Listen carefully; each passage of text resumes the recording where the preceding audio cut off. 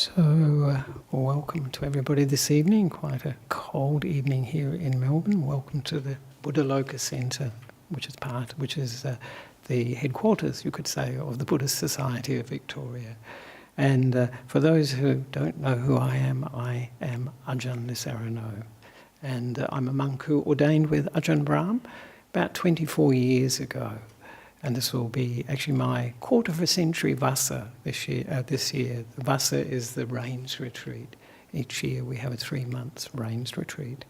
So I'd like to make some announcements. I guess there may be some announcements. The only ones I can think of are that on Friday evening there will be an introduction to Buddhist meditation, introduction to meditation for beginners. It's really aimed at those who haven't had much experience. So that will be on Friday evening with Ajahn Sadharo, the resident monk. And then, of course, the usual program will be on Sunday, the Dhamma talk, the Sunday morning program, where we take precepts, do a bit of chanting and have a talk.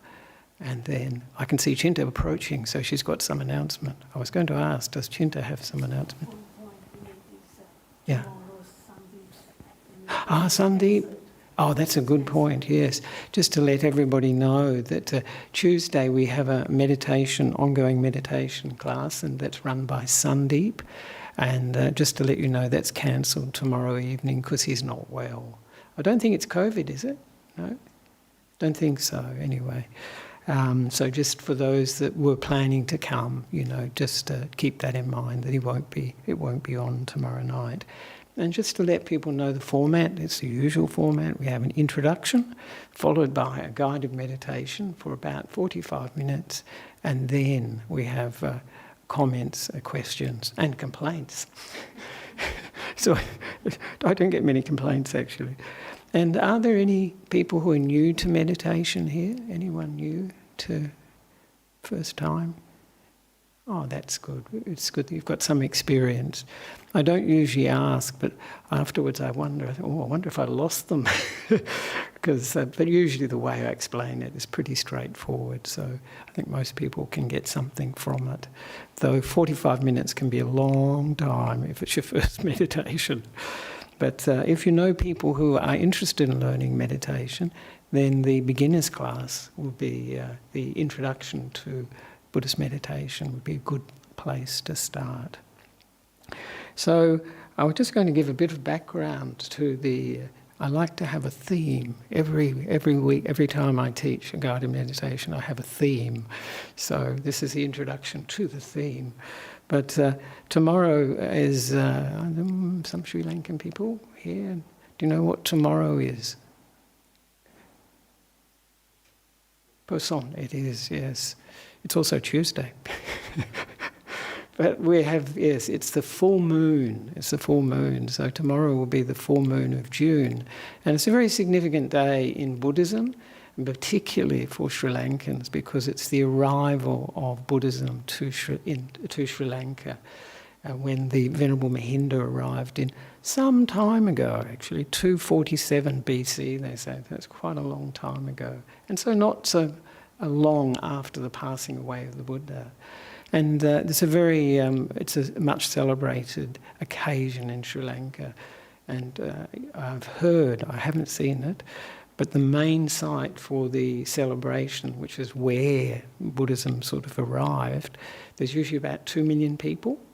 So it's quite a big occasion, but it's also important for the world because had that not happened, had not Buddhism come to Sri Lanka, we would not necessarily have preserved some of the early Buddhist teachings in the Theravada school at least.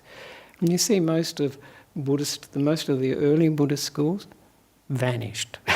They weren't a living practice later, and their teachings, there's only some of the manuscripts surviving, but not complete teaching. So we're very lucky that Sri Lanka preserved the teachings and in actual fact wrote them down in 80 BC because the famine was occurring, and previously everybody remembered, the monks remembered, the nuns remembered the Buddha's teaching by heart. But as the number of monks and nuns who were dying due to the famine was increasing, some of the texts were getting close to being lost, so they thought, write it down. And it was great that they did, actually.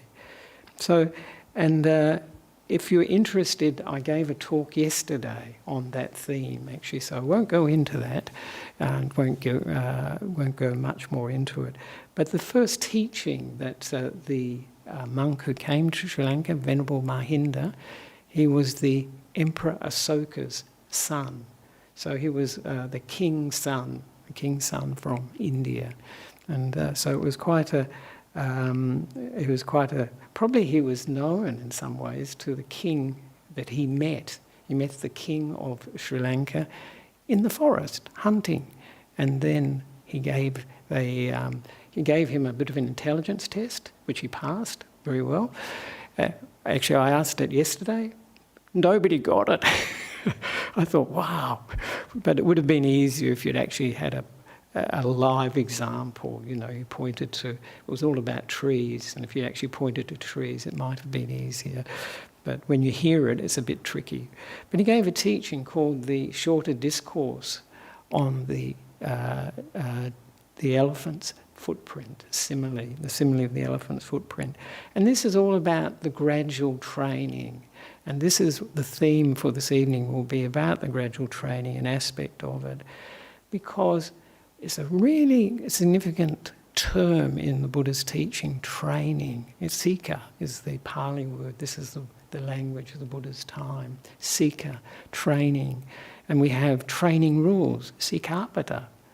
And training is quite an important thing. Who's doing the training, do you think? We are. The Buddha's giving the hints, actually, but if we do the training. And training is really, for me, it's a word for reconditioning our minds. Resetting our minds, replacing our negative habits with positive habits, with positive attitudes, which is really helpful for our lives, but it's also very helpful for the path, for practicing meditation and for becoming enlightened. So this is the aim of training, actually. And it's an important teaching because he gave it a number of times, the Buddha, and it appears in different places. So this monk who came to Sri Lanka, he was teaching this teaching of the Buddha. I'm sure he went into a lot of detail. And I didn't say yesterday, but some of the teachings they had in Sri Lanka from monks lasted the whole night. Can you believe it? A talk going for the whole night. Wow, it'd have to be a good talk, I think. And so it's a very practical teaching, this gradual training. It's a step-by-step process that leads from the beginning of the path to the end of the path. And it's really, in a sense, a series of causes and effects, one leading to the next. And so it's very relevant for developing meditation, because you see, when I mention the factors of the gradual training, you'll see how they lead to enlightenment. But the pivotal, the most important area is meditation, because it's through meditation that we really develop the power of the mind. We really develop the ability to focus, to penetrate, to look into. We really calm down all the negative aspects of the mind. And that's where the power comes from. Getting those things being cleared out of the way, clearing the path, they sometimes call it. And then seeing things as they truly are. And then insights, and then awakening, in fact, the different phases of awakening. So I'll just mention briefly the gradual training, and then I'll get on to the aspect of it that we'll focus on this evening, or I suggest is good to focus on. So in that training, the Buddha starts with the arising of a Buddha. I mean, it's sort of assumed in a way, isn't it? But it's a very important factor. Something that doesn't happen very often. It's a very rare occasion, a natural occasion, but a very rare occasion that somebody develops the power to see reality as it is and be able to teach it to other people and give them a path to practice. and teach the Dhamma. So this is the rising of a Buddha leads to the teachings being available, the Dhamma, and the path of practice. And as I said yesterday, all the teachers we have today, like myself, like Ajahn Brahm, like Goenka, even Goenka actually, we're all assistant teachers. We're assistants of the Buddha. And so it's very important to have that connection with the Buddha.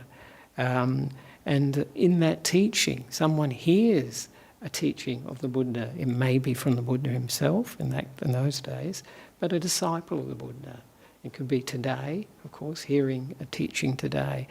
And it really connects with them. They really hear it.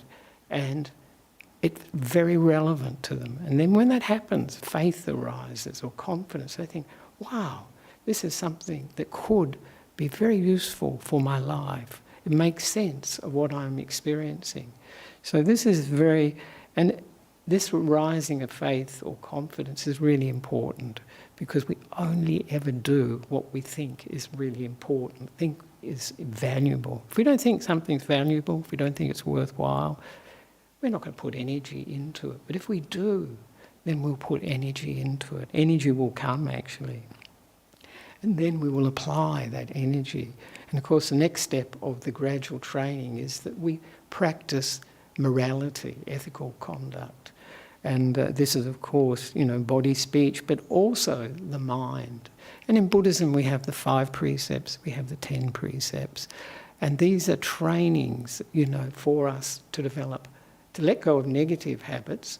For instance, killing living beings, deliberately killing living beings, stealing, sexual misconduct, lying, and lastly, taking alcohol and drugs that cloud our mindfulness, our awareness. So these things, these precepts actually support developing the meditation, because if we sit down in meditation, I can tell you, whatever we've done and said we're not very happy about, that wasn't good, it will come up, it will disturb the mind. So it's very important, these precepts. It's very important for developing the whole of the path.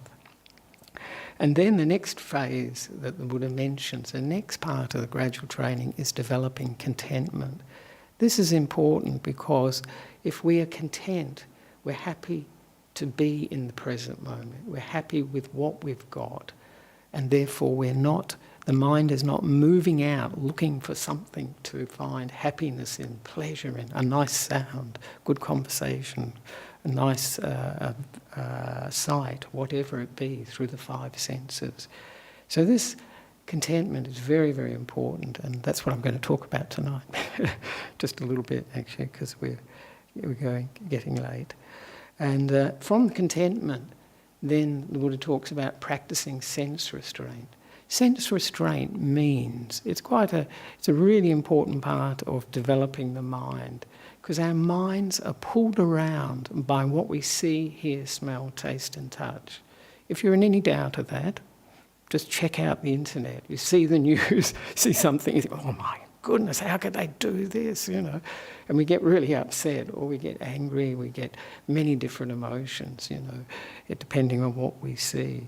So this sense restraint, this ability to say no to things from wisdom power, it has to come from wisdom. It's not really willpower.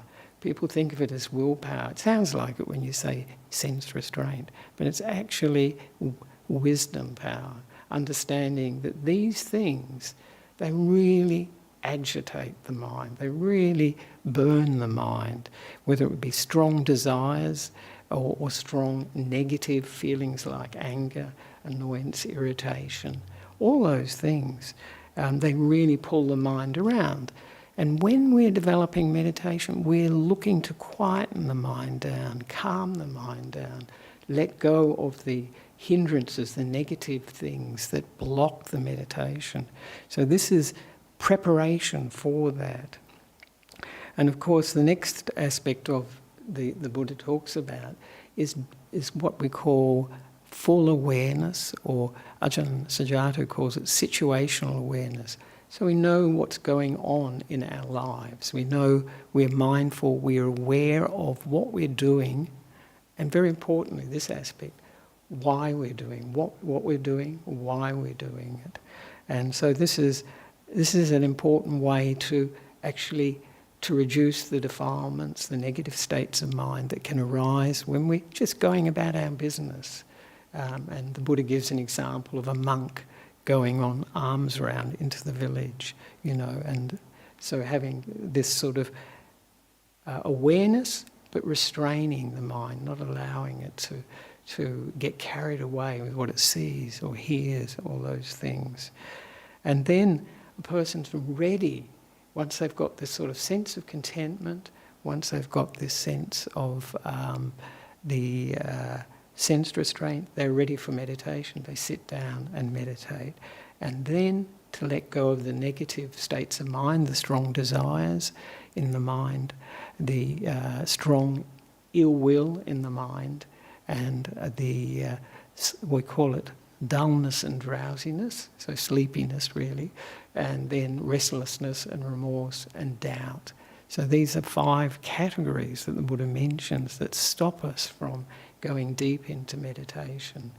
And when we're sitting in meditation, it can be in the form of things like, the mind thinking about things we've done, nice meal we had, or what's happening in sport, or all these things. Anything connected with the world, actually, outside of ourselves. Because meditation is going inside. This is where we are looking for our happiness, inside. And then when this meditation settles down, the Buddha mentions in the next stage, it can go into this deep meditation called the Jhanas. There's 4 of them. And this is where the mind cuts off from the world completely, gone. No hearing, smelling, tasting and touching.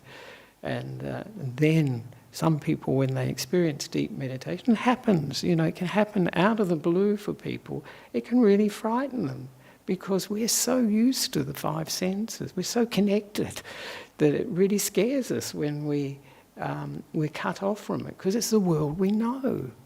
And when we are going into these deep meditations, we're going to another world. And that's the world of the mind. And actually that's the world that creates a lot of the outside world anyway. What we think is we're attractive, what we like, what we don't like, comes from our minds. And we are the ones actually really that are investing things with beauty, with a pleasure.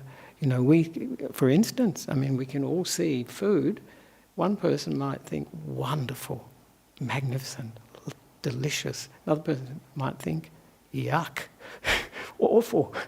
So it's obvious really, but we don't really reflect on that actually. We often think it's out there. It's all out there, but we're the ones making these things tasty, or the sight's beautiful, whatever it is. We're the ones doing it, actually. It's from the mind. It's really from our conditioning of what we're used to. And I see that so much with food, with all the different monks. We have monks from different traditions. So we have Sri Lankan monks. They like they're used to Sri Lankan food. And if they don't get it, they'll probably get sick, actually. And so on. And I see English monks like Ajahn Brahm, very English food. I think, wow, not for me, thanks. But, so it is, so much of it's conditioning, what we like, what we dislike. And so all these things, but we're going into the mind. And then the Buddha continues, based on the power of that mind, the stillness, the energy, the power, the mind can then see very deeply. And the first insight the Buddha mentions that occurred for him is to see his past lives. And he saw millions of past lives. We'd be lucky, most people are lucky if they see one past life. And then that can be very scary if they see that past life. Interesting, but often it takes the form of seeing the most significant event in a past life. What do you think that would be? One of the biggies? Death, yeah. That's hard to handle and it's not like you're just uninvolved, you're really experiencing it. So the Buddha saw millions of past lives when he had different bodies, different names, different family connections. He saw the things that he enjoyed, the things that he didn't enjoy. He saw and saw the passing away from that life. And then the next thing the Buddha mentions in this gradual training, and this is for all of us actually, this gradual training, not just for Buddhas, is that he saw that the way people, the way they're reborn is due to their actions from their past life and former lives. And that is what drives them. So good actions leading to a good destination. When we say actions, it's actions by body, speech and mind. And mind is really a strong one, isn't it? It creates the world we live in here and now, and it'll create the world that we will be reborn in. And then the Buddha mentions the next phase, or the next development, is the person sees the Four Noble Truths. These are the key teachings in the Buddha's teaching, really. And they're usually described as suffering or unsatisfactoriness, the cause of that, the ending of that, and the path that allows us to end unsatisfactoriness or suffering. And it sounds very theoretical when I say it like that, but when you think of, say, the Buddha's experience of seeing his past life, he would have seen so much of the problems that he experienced in so many lives. He would have seen, I never ever found that permanent happiness in any of those lives. I had to keep moving on. The body got old and then it passed away. And then I moved on to a new life. And he would have asked, as we would naturally feel, with all these different bodies, all these different names, all these different experiences, who was really me? And of course, that gave him the breakthrough to see, no, there's not a permanent me. It's like a work in progress. It's changing over time, over lifetimes, within lifetimes. We're changing. And so when the Buddha saw that, of course, this gives him the big insights into impermanence, unsatisfactoriness, and also non-self. And when he saw that, then the next thing was to see the defilements, see them in terms of the defilements, our attachments to the world, to experiencing the world. This is what gets us reborn, one of the things that gets us reborn. We want to be here. We want to hear, smell, taste and touch, all those things that we like. And that's a very strong attachment. And he saw that attachment, and he saw the other ones, the other attachments. We want to keep getting reborn. And the last one, he saw the ignorance that thinks that these things are worthwhile, the ignorance that doesn't understand the Four Noble Truths. And having seen that, he saw the cause of those defilements, he saw the end of them, and the path to the end of them, they say. And when he saw these defilements in those terms, he knew that they had been destroyed, that what had to be done had been done, and that there would be no rebirth for a person that's arrived at that state of understanding. So that's the whole path in a nutshell, and that there would be no future existence. So that gives you from beginning to end. And this was the first teaching he gave these people, really in-depth, but not a lot of theory, a lot of more practical. So this evening I'd just like to, I won't go into it, to focus on one of those. For our meditation, any one of these links, especially the earlier ones, can be very useful. So as I said, developing more faith, confidence in the Buddha and the Buddha's teachings, and understanding by reading them. Actually reading the texts is very, very useful. And they're available on Sutta Central. Or, and also developing our virtue or ethical behaviour. That's a great support for the meditation. Developing contentment is important, very important. And as is developing the idea of sense restraint. I think it's even more important these days when we get bombarded with so much in the senses. I always liken it to, we have to be selective. We don't just go for junk food. In the same way, with all the input, we can pick and choose what is good, healthy food, good for the mind. We can see that when we see, hear or smell, taste and touch, that it doesn't lead to negative states of mind. Then we know that's health food for the mind. And also that we can develop this full awareness and mindfulness, and also practice to let go of the hindrances. These are all supports for the meditation. So this evening I'd like to focus on contentment. And I was going to give an explanation of contentment, but I've given you more of an explanation of the gradual training. And this gives you the whole context of of meditation and the Buddha's teaching. Sometimes people learn meditation, but no context at all. They just, it's like mindfulness. They just go to a class and they learn mindfulness, but they don't know what it's for. What's the purpose? And of course the purpose of meditation is happiness here and now, happiness in the future lives, and the possibility of seeing deeply into the nature of reality and awakening, becoming enlightened. So that's the purpose. But in many situations, people won't learn that, they won't hear that. So it's very good to have an idea of where meditation fits in the Buddha's path. And this is it. And it's a very, very central place, because the mind is the key, isn't it, to our experience. The mind is the key to liberation. So this is the important thing. So now, let's finish with the talking. Let's start with the meditation. So the meditation will roughly be for about 45 minutes.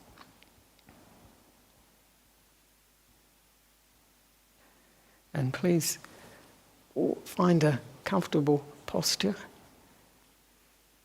Sitting on a cushion, sitting on the chair, however it is. And for those that are watching or listening to this at home. And as I mentioned, we'll be focusing on contentment during this meditation. So important for us just to feel how the body is now.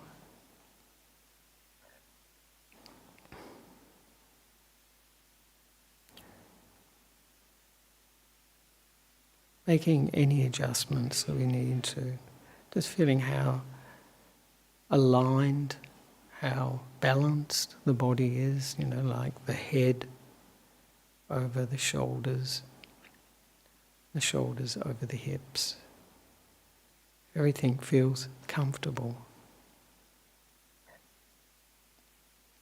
And we come into the present moment, just to be here. To let go of the past and the future, whatever's happened today, and what will happen in the future. We can leave them at the door, leave them outside. And we're free in the present moment, free of the past. All that went right, all that went wrong in the past. Free of all the excitement or fears of what's going to happen in the future. Just here in the present moment.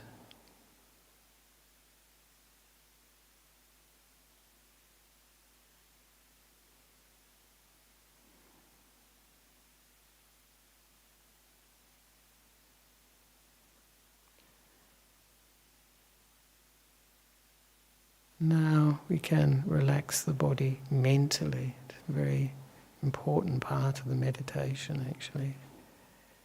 Starting at the top of the head and the back of the head, side of the head, and soothing, relaxing those areas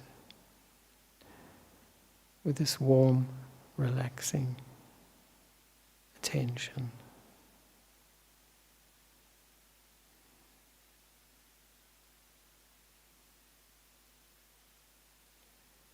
And moving down to the forehead, soothing that, soothing any wrinkles, any furrows, relaxing the forehead. And then moving the attention down to the eyes, the cheeks, around the mouth and chin, and giving this warm, kind attention, like a mental massage.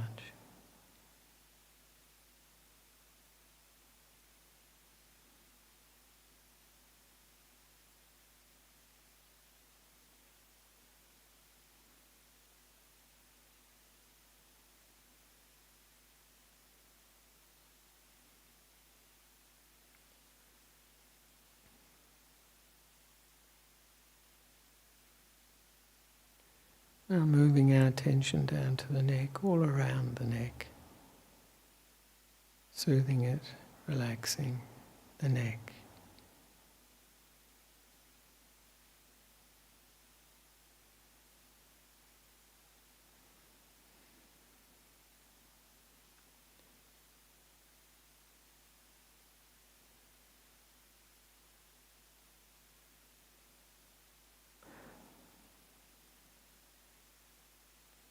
Now bringing to mind the right shoulder and moving our attention along the right shoulder, releasing, relaxing any sense of tension, any sense of burden.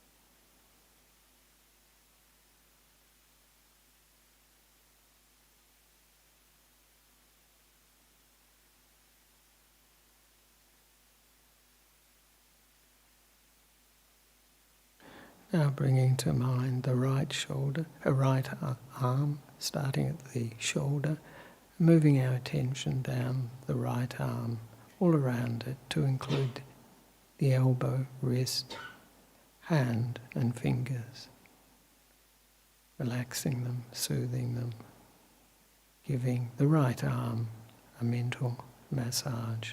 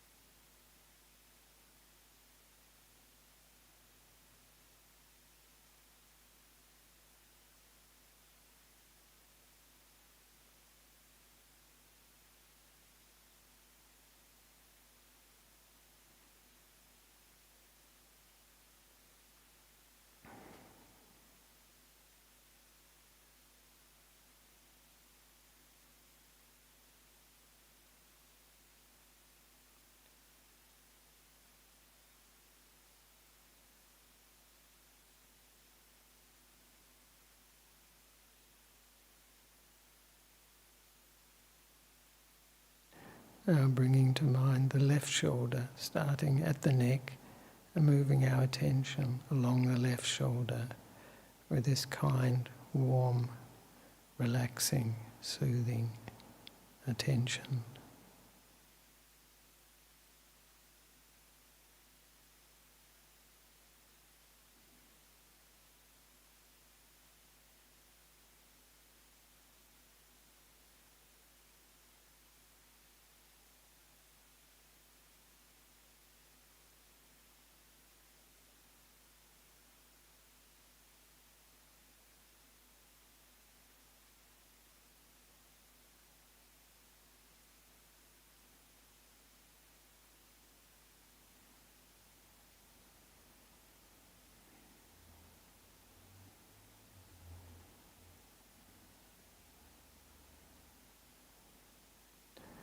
Now bringing to mind the left arm, starting at the shoulder and moving the attention down the left arm all around to include the elbow, the wrist, hand and fingers, giving them this mental massage.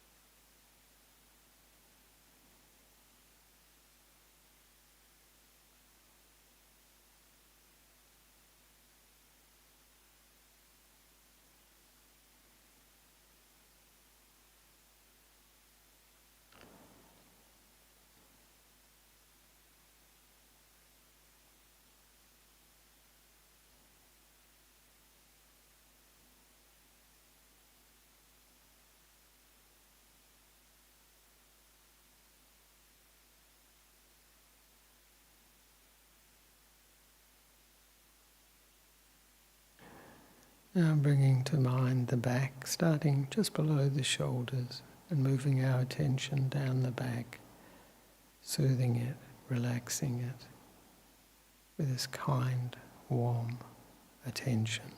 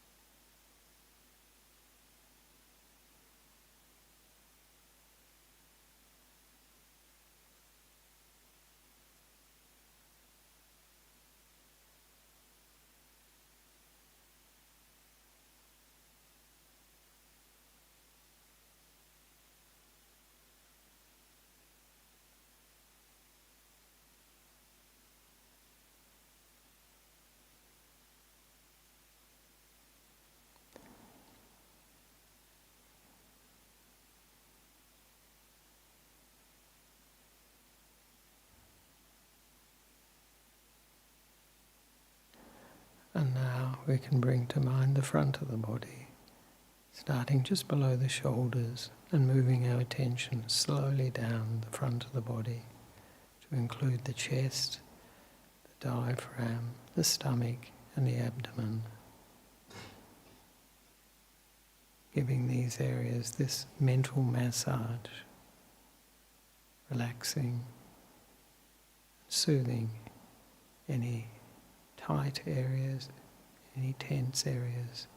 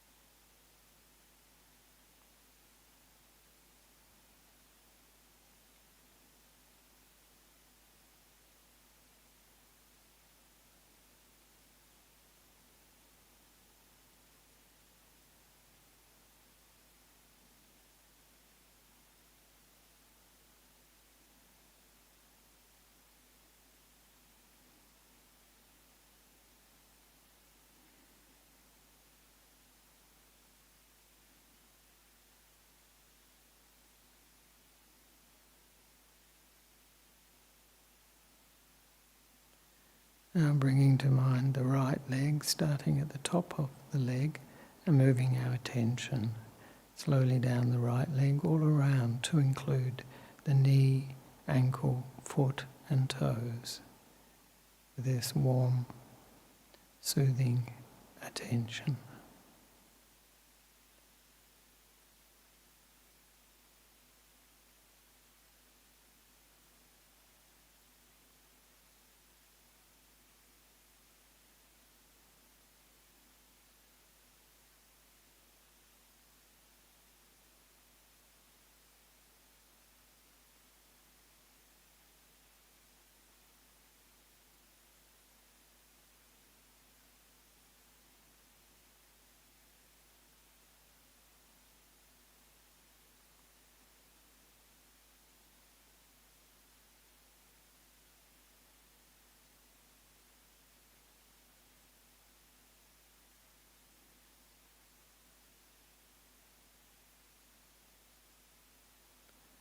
Now bringing to mind the left leg, starting at the top of the left leg and moving our attention slowly down the left leg, all around, to include the knee, the ankle, foot and toes.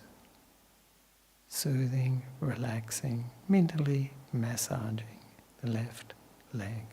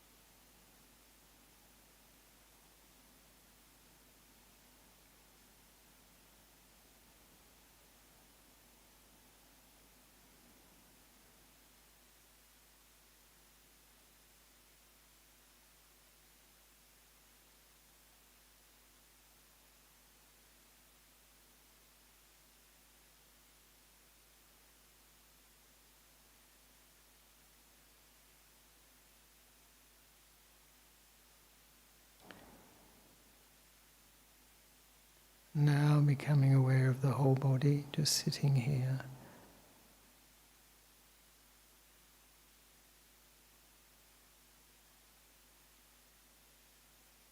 And bringing up the intention to be content to be here, happy to be here,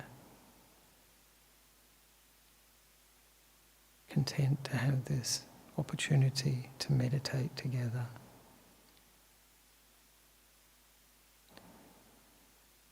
Know where we need to go and nothing we need to do, just to be here, happy to be here.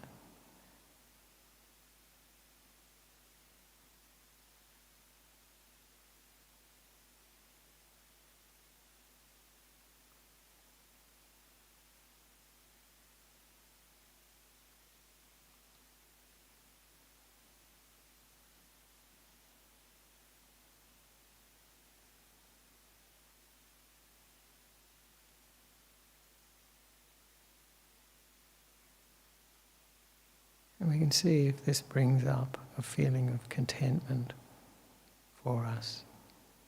You know, this idea, this phrase, happy to be here.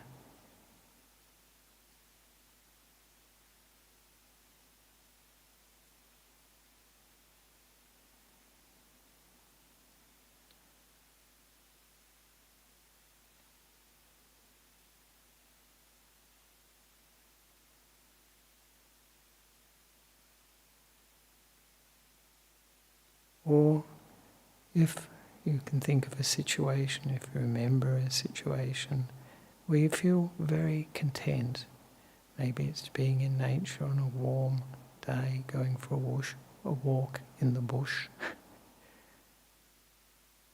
something that aroused contentment, getting in touch with that feeling of being happy to be here.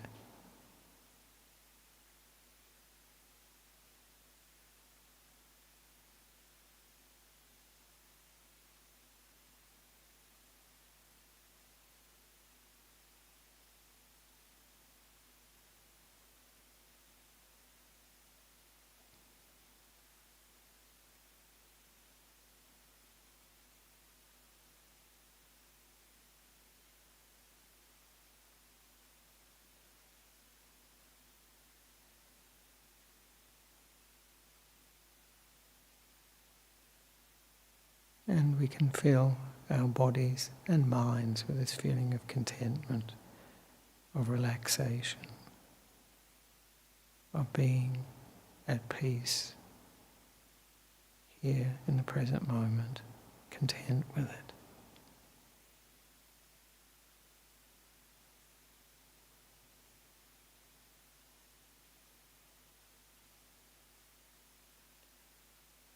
just content with whatever we experience in the present moment. Whether they be sounds, the temperature of the room, just content. The touch of our clothes on the body.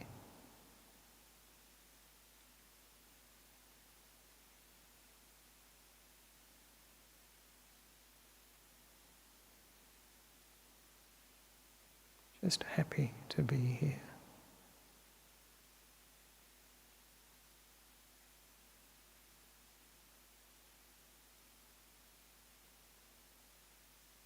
And this feeling of contentment, being happy to be here, can colour whatever we experience.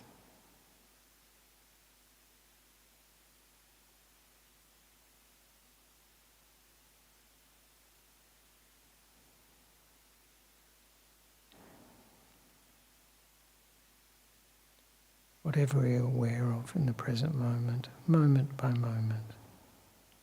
Happy to be here with that.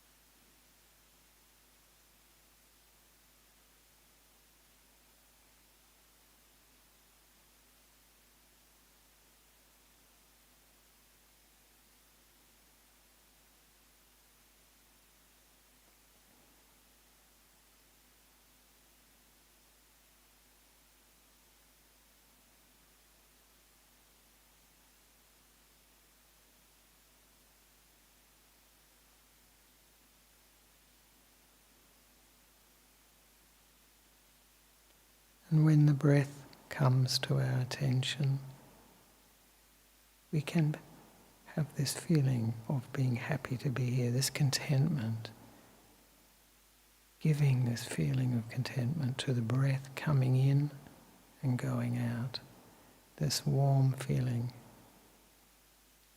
of not wanting anything else at the moment, just to be here, happy to be here.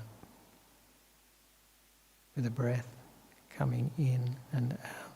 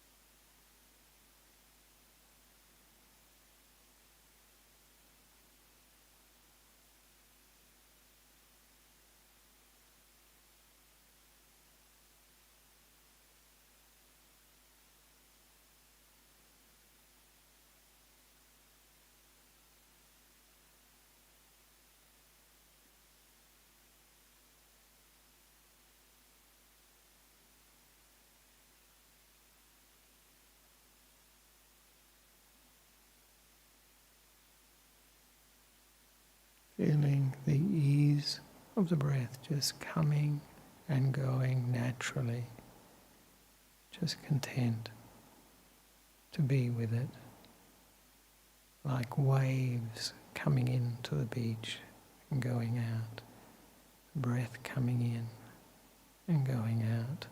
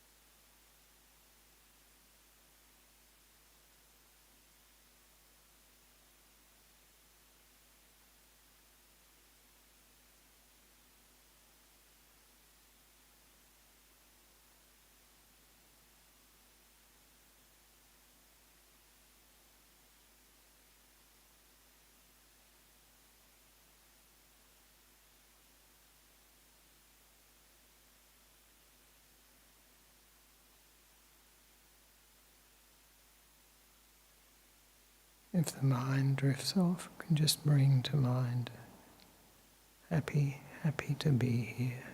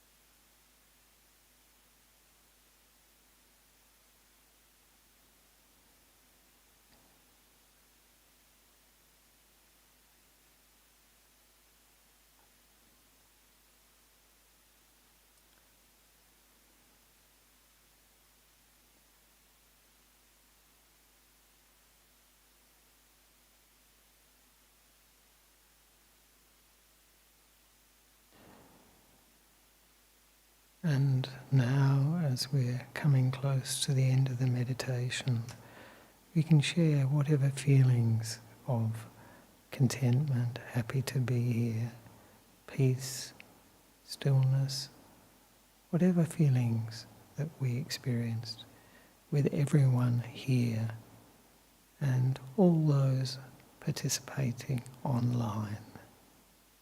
That feeling, those feelings of happy to be here, or peace, stillness.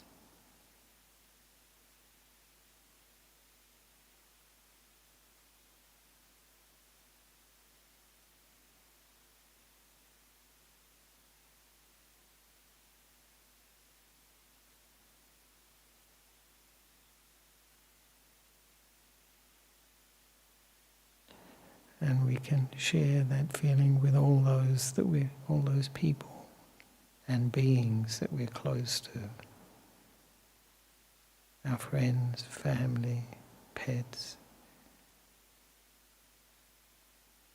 all those that we're close to. Sharing these feelings of contentment, ease, peace, happy to be here.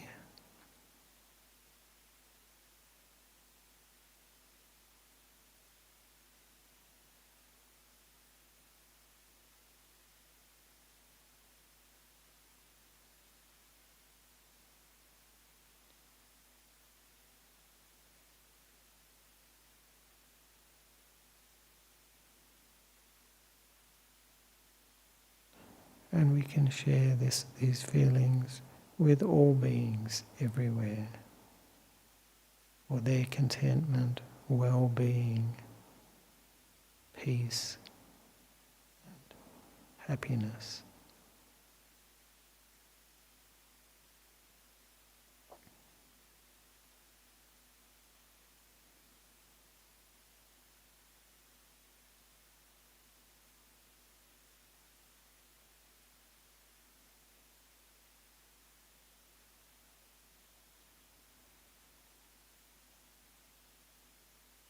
Particularly those beings in difficult situations like wars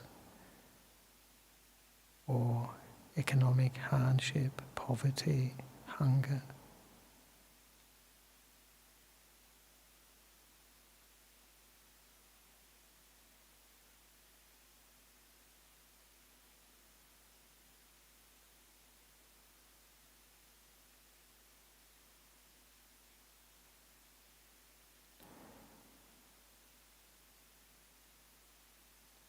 And now we can just reflect on the meditation as to how do we feel now? Do we feel different from when we began?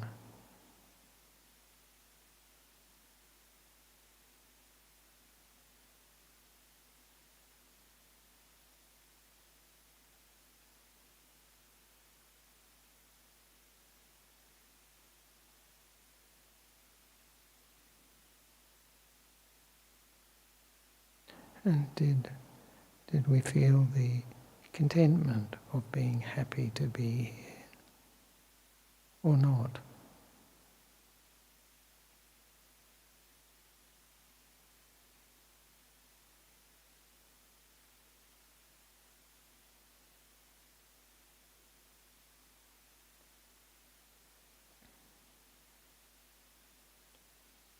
And what caused these feelings we experienced to arise?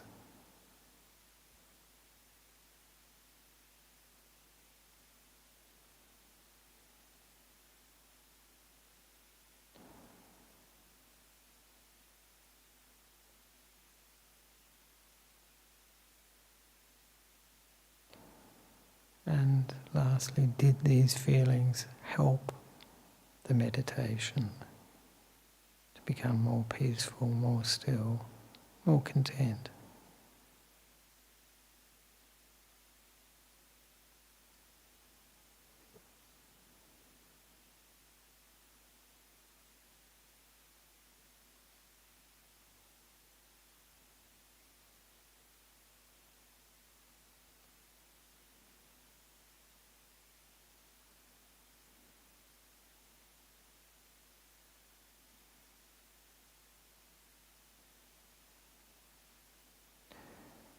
And we can develop the aspiration or intention to develop more of this feeling of being happy to be here as much as we can, wherever we find ourselves, and as much as with everything we do.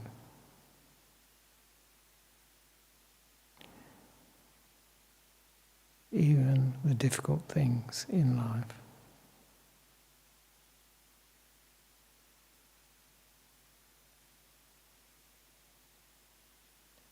To make it a habit, a refuge for our minds and hearts. A sense of contentment, of being at home with ourselves.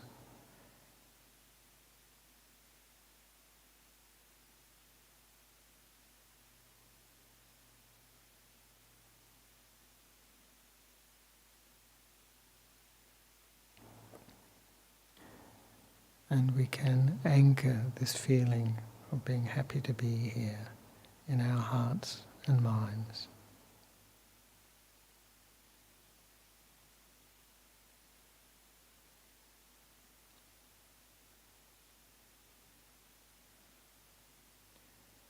And now I will ring the bell 3 times, and those who wish to come out of meditation, you're welcome to. If you wish to continue, fine.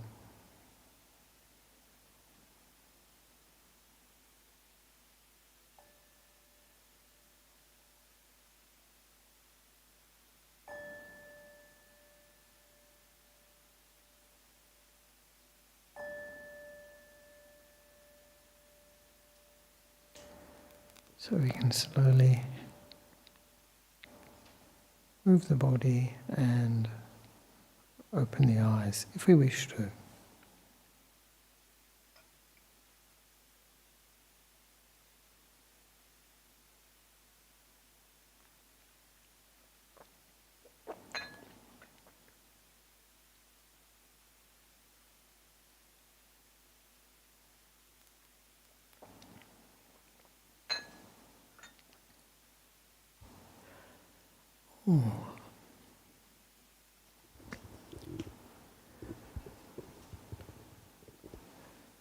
So if anyone has any questions, you're welcome to ask them. We have this microphone.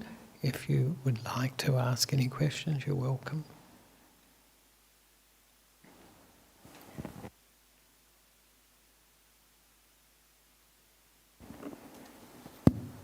Yeah, now we have a microphone.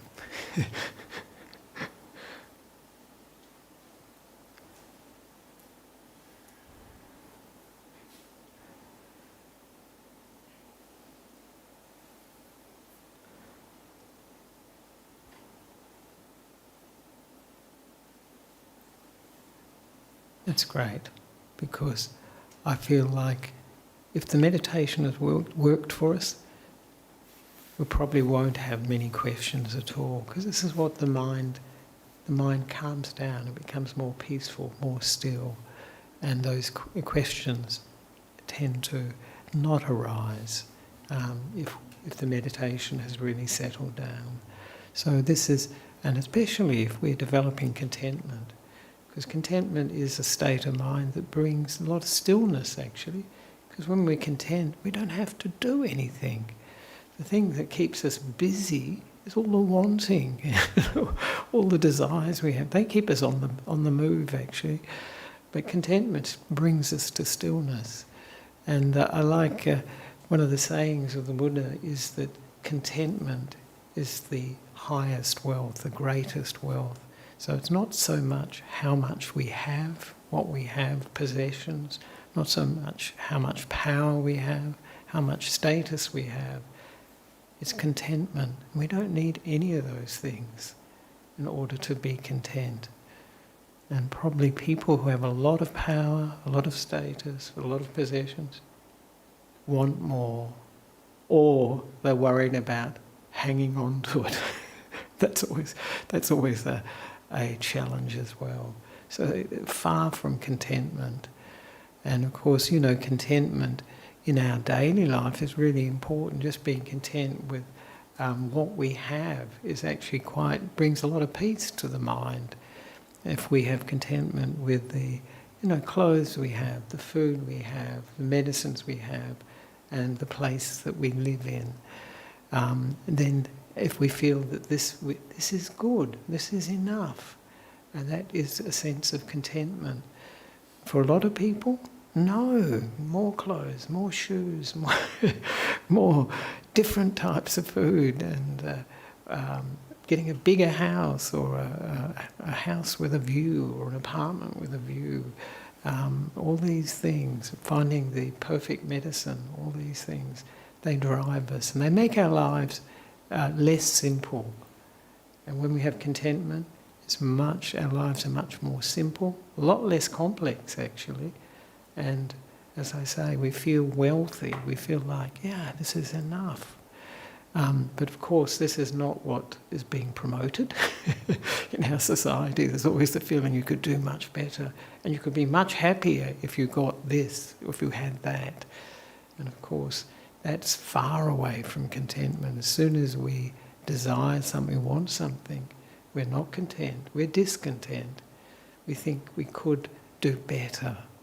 And of course, it's not only with external things, it's with ourselves. We're not necessarily content with ourselves, accepting of ourselves. We always feel we could be much better looking, smarter, all these sorts of things, whatever it is. So, contentment is not something that's small, and it's very important for the spiritual path, because obviously when we have contentment, we tend to settle down in the present moment. It reduces our restlessness. We tend to go inside, because that feeling is very pleasant of contentment. It's what people are really looking for in life. Even when they amass huge wealth and everything, they're often looking for the sense of contentment. And of course, it probably becomes more difficult the more they have, actually, the more complexity in our lives. So, I was wondering if there's any online questions then. Srijuth, yes, thank you. Yes, there's a couple of questions coming in online. Oh, yes. Can you hear me through the mic there? Can you hear? Yeah. The first question here is, I sometimes see white light during meditation. Why is that? I don't think it is a limiter, because I don't really feel like I'm going to sleep. Right. No, you can experience light in the mind. I think most meditators have experienced that, where the mind just feels very light, as in a light, not necessarily a nimitta. A nimitta is sort of usually a circular light that the mind finds very attractive, and it's brilliant, can be various colours, and then the mind is really focused on it, drawn into it. But there is this sense that I experience too, you feel like there's a light on in the mind. You may be sitting in a dark room, but the mind feels quite light. It's a feeling that an experience which is sort of associated with being quite aware, being energy in the mind. And often the Buddha talks about this lightness in the mind, the light in the mind, as an antidote to feeling dull and drowsy, because the mind has some energy. And in fact, when we feel tired, it's good to have an external light on. In the evening, if I feel tired, I just leave the light on when I'm meditating, because that keeps the mind, it can actually bring up more energy in the mind. Because if it's dark, then the mind has a signal, sleep time. So it is very useful. So bringing light up in the mind, it can be a deliberate intention actually to bring light into the mind. And I think do many people have that experience here, light in the mind? Yeah. It's you don't have, yeah. It just happens, it's not generally something that you intend, but you just notice, it feels like, someone switched a light on. and it means the mind is alert. It's got some energy in it, and not drowsy. So it's quite a good thing. It may not be these nimittas, these super attractive, usually discs, in the light in the mind, but it is a very good. It means there's energy and there's awareness. So, thank you for that, Sri Judith. Thank you, Ajahn. I'll just check if there's any questions from the floor before I go to the next online question. Yeah. Okay. The next question is, when sharing merit with those suffering from war or hunger, I feel distressed. Is there any advice? Because I was thinking about their suffering and suffering from... So might be a typo here, suffering from them. I guess, because I was thinking about their suffering and suffering from them, I guess. Yeah. Oh, right, yes. Yes, we have to be skillful with sharing merit, not because we want to be of help to others and to ourselves, We don't want to, as Ayakema used to say, create two sufferers instead of one. It's, we want to actually be helpful for ourselves and for others, and to see that this feeling of wanting to help others, to free them from their sufferings and difficulties, lifts us up and gives us energy. One of the reasons that I always like to share merit at the end of the meditation is that feeling of wanting to give, wanting to help. And it really energizes our practice. Then it's not just for me. Sometimes people say, oh, it's so selfish, they're just meditating for themselves. But when you share that merit, it's like sharing the energy of whatever you've developed in the meditation, whether it be some peace, stillness, this contentment. When we do that, it's like a gift we're giving to others. So it feels, it gives us more energy, lifts us up, as it were, and can affect other people, depending on the strength of the mind. Because if the mind is very strong, if the mind's developed this one-pointedness, it gives it enormous power, and then to spread merit then can be very, very strong. And I know one of my experiences, from my first teaching, when I was doing my first teaching as a Buddhist monk at the meditation group near the monastery, and I was doing a meditation. I don't know what the subject was, but it wasn't on loving kindness. And then I had these waves and waves of loving kindness coming through me. I thought, my goodness, where are they coming from? Because it just didn't feel like I wasn't, there was no cause that I was generating that I could see that would bring it up.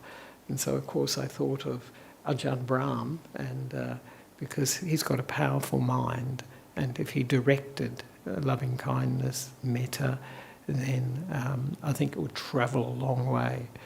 And also, I found out later too, one of the persons there at that meditation, that was when her main meditation was metta, and she'd really developed it into quite a powerful meditation. So it could have been her too. She probably saw, he looks a bit nervous and worried, and sent out super metta or something. So it could have been either of them. I don't know the source, but it certainly felt like it was coming from somewhere else. So it's good to realise that there is a power that our minds can affect others. And that's one of the things that Ajahn Brahm usually when he ends the meditation retreat, he does a loving kindness meditation.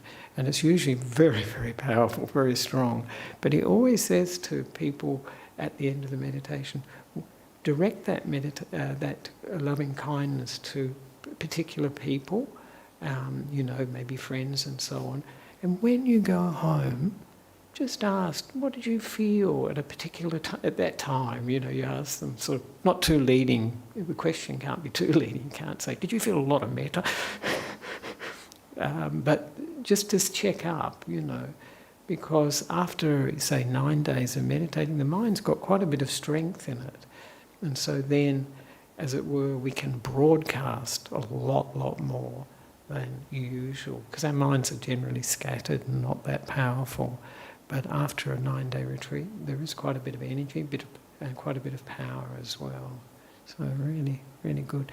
So with the suffering, when we suffer when we think of other people's situations, of course, this is not helpful for us, and we need compassion. Always needs a sense of wisdom with it as well. So that is something I can suggest to that person, because, as I mentioned, if we start suffering, then there are two sufferers, and certainly when we suffer, we can't be very effective. We can't be very helpful.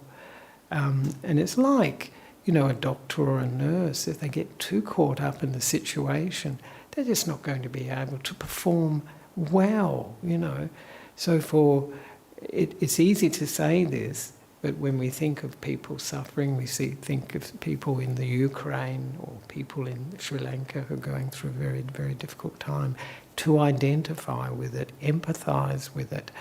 But in reality, it is better if we can step back, certainly send that compassion, that metta to them, but not get caught up in that suffering as well. Part of the way we can do that is through equanimity. Equanimity has this feeling of acceptance of how things are at the present moment, and realising that the way things are, the situations people get caught up in, whether it be in a personal sense or in a larger society or country, is due to causes and conditions that have come together at that time. And that sort of understanding, that sort of wisdom, it's not cold. It's got the warmth of metta too, because we realise they're in that situation because of conditions, being, say, born in the Ukraine, and a lot of other conditions, the political conditions building up in the Ukraine, in Russia, throughout the world. And so, developing that equanimity, that acceptance, then can be very helpful for one. But it's wisdom that will really balance compassion and make it possible to give compassion without suffering as well. Thank you. Thanks.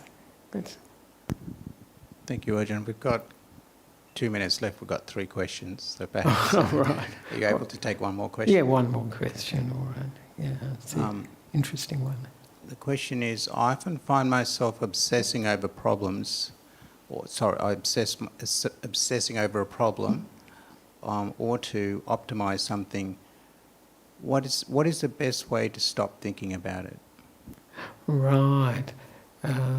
Obsessing about a problem in order to optimise the result, I guess.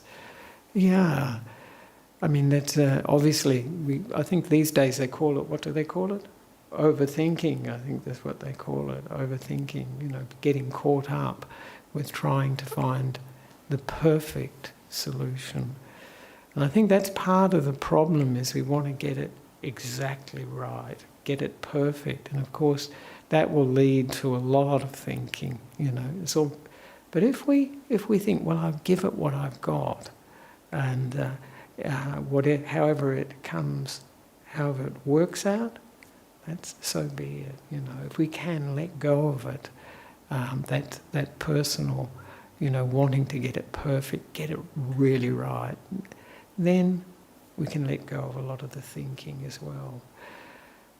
Oftentimes, isn't it really, the thinking is much more difficult than the doing.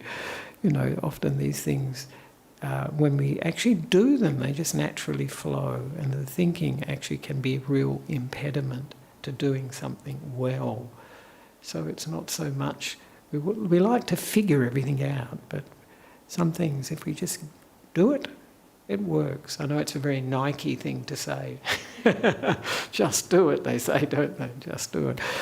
But we try to figure out everything, and of course, that it's not necessarily, if we can focus on the fact that it's not necessarily going to lead to the best result, actually, then that can be helpful for just letting go of the thinking. So I hope that was helpful, and I'm sure everybody's heard that, just do it. So thank you very much for this evening. It's always a pleasure to meditate together and the group energy. And I hope to see you next month. I'll be back next month, but next week, of course, there will be Ajahn Mudito, I think, will be teaching next Monday. So wonderful. So for those who would like to, we can pay respects to the Buddha, Dhamma and the Sangha, and we can develop the gradual training in our life, particularly contentment.